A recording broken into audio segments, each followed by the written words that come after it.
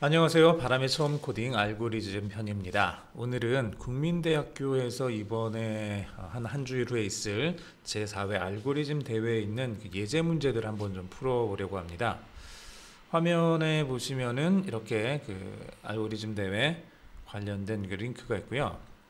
이쪽으로 찾아가시면은 국민대학교 대회 신청 대회 예제 연습이 있는데 이미 대회 신청은 끝났으니까 이거를 신경 쓰실 필요는 없고 대회에 대해서 간단하게 보면 이렇게 되어 있습니다. 7월 1일부터 5일까지 참가 신청이 있는데 매일 60명을 선착순으로 접수를 하게 지금 그렇게 되어 있습니다.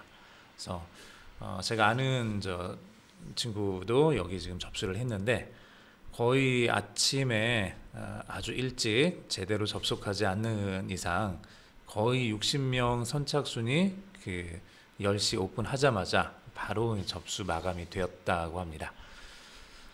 자, 연습 홈페이지 지금 화면에 보고 있는 여기고요. 고사장 안내 등등 있는데 요번에 보면은 지원 자격은 고등학교 재학생 및 졸업생이고 인터넷으로 접수를 하게 되고 쭉 보면은 대회 진행 안내에 대해서 또 쭉 설명이 있어요. 개인 노트북은 사용이 이제 가능하지가 않습니다. 개인 노트북 가지고 와서 그 안에다가 어떤 프로그램을 집어넣는지 사실은 잘 알지 못하고 그러다 보니까 모두가 동일하게 같은 환경에서 시험을 볼 수 있도록 그렇게 이제 준비를 하고 있는 거겠죠. 그리고 개인 노트북을 쓰게 될 경우 어찌 보면은 문제를 제대로 풀지 못하는 그런 경우도 발생할 수 있기 때문에 이런 부분들을 지금 막아놓은 것 같고요. 사용 가능한 프로그램은 C, C++, 자바 정도입니다. 실제로 파이썬 같은 게 좀 들어갔으면 하는데 이게 조금 아쉽기는 하고요. 그리고 요번에 보니까 C 언어 배열, 그 C++보다는 주로 아마 C 언어를 많이 사용을 할 것 같아요. 이제 고등학생들은 공부를 하면서 C를 공부를 했을 텐데 C++에 있는 좀 벡터라든지 뭐 이런 것들이 좀 나오게 됩니다. 그래서 이 부분에 대한 그 설명이 지금 이렇게 좀 링크로 되어 있으니까 혹시 요번에 시험 보시는 분들은 꼭 요거를 참고를 하셔서 공부를 해서 가셔야 될 겁니다. 보면은 C 언어에서는 배열을 쓰는데 C++에서는 배열을 쓸 수도 있고 이런 벡터라는 걸 사용을 할 수 있는데 이 벡터라는 걸 사용을 해서 문제가 주어집니다. 보니까 예제 문제가 벡터를 사용해서 주어졌어요. 그리고 이런 식으로 벡터를 사용해서 주어지는 문제들을 배열로 변환해서 쓸 수 있다라고 알려주는 거죠. 벡터를 그대로 벡터 그대로 풀어도 괜찮고요. 혹은 배열로 고쳐서 풀어도 괜찮습니다. 사실 벡터를 쓴다는 얘기는 배열을 그대로 쓰기보다는 나한테 꼭 필요한 그런 정보들만 별도로 엮어서 일종의 좀 링크드 리스트처럼 그 부분만 따로 묶어서 사용을 하고 불필요한 것들은 지워가면서 이렇게 쓸 수 있도록 하는 건데 이게 익숙하지 않은 친구들 같은 경우는 그냥 배열로 문제를 처리를 하는 게 낫겠죠. 그래서 보면은 뭐 함수 이름하고 좀 쓸 수 있는 몇 가지 내용들이 있어요. 그래서 이런 타입으로 지금 들어오게 될 거고 여기까지는 주어지는 거니까 인풋이라는 벡터가 들어왔을 때 그것에 대한 크기 값을 이렇게 이름에다가 점 사이즈라는 그 함수를 호출을 해서 크기를 구할 수가 있고 그 다음에 이 안에 들어있는 각각의 요소들을 가지고 오는 방법이 물론 벡터 자체의 명령들이 몇 가지가 있는데 뭐 프론트나 백이나 뭐 이런 것들 쓰지 말고 그냥 배열하고 똑같이 이런 모습으로 가지고 올 수 있다는 얘기죠. 이렇게 해서 가지고 올 수 있으면 되는 거고요. 만약에 배열로 최종 답을 우리가 제출해야 된다 그러면은 배열을 만들 때 이렇게 만들라는 거죠. 배열 이름하고 배열이란다. 벡터 이름하고 그 벡터의 타입이죠. 뭐 변수 만드는 거하고 똑같아요. int 뭐 이렇게 해서 변수 만드는 것처럼 변수의 이름하고 그 변수의 타입인데 여기는 벡터 그다음에 꺽쇠가 두 개가 있고 그 사이에 이제 들어갈 어떤 거, 뭐 int 타입이 될 수도 있고 캐릭터 타입이 될 수도 있고 혹은 뭐 스트럭처를 사용을 할 수도 있는데 그렇게까지 스트럭처까지 사용하는 문제가 나올 것 같진 않아요. 이번에는 고등학생들 대상으로 하는 문제이기 때문에 여기에는 벡터 인트 정도 혹은 캐릭터나 뭐 해봐야 뭐 플롯이나 뭐 이런 정도겠죠. 그 이상 여러 개의 데이터가 묶여 있는 이제 스트럭처 구조체를 여기다 집어넣거나 이러지는 않을 것 같으니까 대충 그 정도 이제 그 난이도일 거라고 생각이 되고요. 그래서 만들 때 뭐 크기를 정하고 싶으면 리사이즈라는 명령을 사용을 해서 얘를 크기를 정할 수 있고, 안에다 어떤 값들을 집어넣을 때는 여러분들 혹시 뭐 아시는 분들 있겠지만은 안에다 집어넣는 방법들이 있어요. 별도의 그 벡터 명령어가 있는데 그걸 쓰지 말고 그냥 배열 쓰듯이 이렇게 이름 쓰고 이제 앞뒤 이제 이렇게 그 대괄호를 쓰고 안에다 인덱스 번호 집어 넣어 가지고 접근할 수 있게 이렇게 만들어서 쓰면 된다는 거죠. 2차원 배열 입력, 그러니까 벡터에 벡터로 돼 있는 2차원 배열 혹은 뭐 2차 벡터라고 할까요? 이런 것도 이제 사용을 할 수 있고 똑같습니다. input이라는 이름으로 벡터가 들어왔을 때 점 사이즈를 해주면은 앞부분의 사이즈가 나올 거고요. 그 다음에 각각에 대해서 input i, input 0, 1, 2, 3 이렇게 되겠죠. i가 그것에 대해서 사이즈를 해주면은 개별 줄에 대해서 몇 개의 원소가 담겨 있는지를 찾을 수가 있겠죠. 이렇게 해서 들어와 있는 ij 값을 찾고 인풋에 ij로 해서 내가 원하는 어떤 변수에다가 집어넣거나 처리를 하거나 뭐 프린트를 해주거나 혹은 배열로 옮겨주거나 이게 지금 다 가능하다는 얘기입니다. 이런 식으로 할 수 있으니까 이 부분은 미리 여러분들이 좀 한번 꼭 봐두시고 넘어가시는 게 좋을 것 같아요.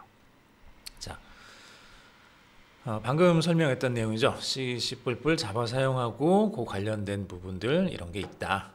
만약에 C 언어만 사용할 줄 아는 친구들은 이번에 벡터 사용법에 대해서 간단하게만 봐두시고요. 벡터가 나왔을 때 얘를 어떻게 C의 배열로 바꿔서 쓸 수 있는지를 여러분들이 꼭 알아두셔야 됩니다. 자, 이게 제가 왜 이런 얘기를 하냐 그러면 홈페이지 상에 이걸 알려줬다는 얘기는 이게 문제 안에 반드시 포함돼서 나온다는 뜻이에요. 거꾸로 얘기하면 이렇게까지 알려줬는데도 이걸 못하면은 여기 올 필요는 없다라고 얘기하는 거랑 똑같아요. 그렇게 여러분들이 인식을 하시고 나 이거 벡터 말고 그냥 벡터 문제는 이렇게 나오면 그냥 틀리는 걸로 하고 그냥 딴 것만 풀래 라고 생각하지는 않으시는 게 좋아요. 만약에 벡터 사용하는 사람이 아무도 없다 그러면은 아무도 안 뽑을 거예요. 그러니까 벡터 자체를 잘 사용하라는 게 아니라 내가 이미 배열을 어느 정도 쓰고 있으면은 벡터가 나왔을 때 이거를 배열로 고쳐서 문제를 풀 수 있을 정도만이라도 여러분들이 해두라는 거죠. 적어도 이거는 턱걸이 가장 그 하한선이 되는 거니까 이 부분도 안 하고서 여러분들이 시험을 보러 가는 거는 별 의미가 없다라고 생각을 하시면 돼요. 거의 대부분의 학생들은 이거 다 처리할 수 있습니다. 간단하게 설명을 했었던 그 내용들이죠. 자, 벡터의 사용, 간단하게 어떤 식으로 사용되는지 좀 보면은 이렇죠. 그냥 자, 우선 벡터를 써야 되니까 샵 include vector 얘가 쭉 나올 거고요. 그리고 stdio.h라는 거를 여러분들이 C에서 주로 이제 printf라든지 scanf 같은 거 쓸 때 stdio.h라는 그 헤더 파일을 include 했을 건데 C++에서는 약간의 특징이 .h가 빠지고 그 앞에 C가 이제 붙어서 얘를 사용을 하면 됩니다. 물론 stdio.h include 해도 돼요. 그렇게 해도 아무 상관없고 이렇게 해도 같은 뜻이 된다라고 이렇게 알아두시면 돼요. 얘를 보면은 stdio.h를 include 했구나라고 그렇게 인식해 주시면 되겠습니다. 네임스페이스에 std라는 걸 사용을 할 거고요. 이제 얘를 쓰니까 이제 이 다음부터 벡터에 관련된 것들 쉽게 우리가 사용할 수가 있겠죠.